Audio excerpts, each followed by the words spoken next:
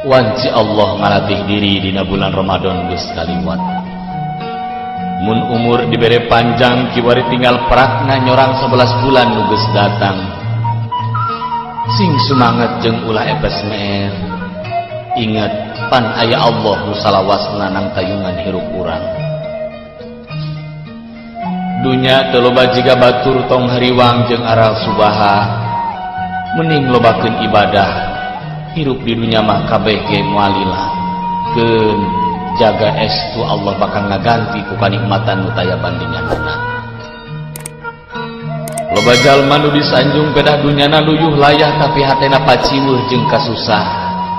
Ati pabelit jeung urusan duit. Hirup loba digogoreng jeung dinya nyeri ku batur omat ulah dibales. Justru eta kasempetan keur muji hate urang.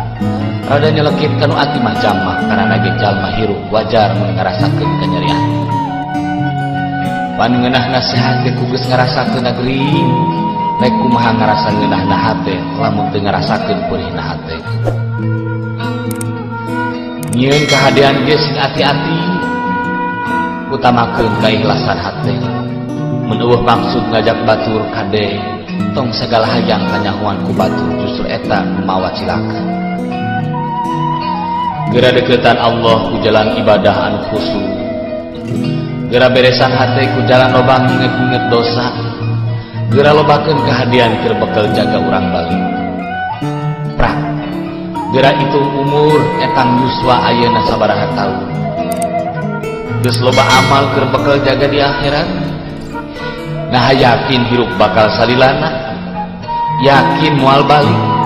Ridho mun anak turunan urang kabeh digebruskeun ka neraka. Nah sanggup nyang hareupan panasna seuneun neraka. Rek iraha atuh eling lamun lain ayeuna urang keur hirup di alam.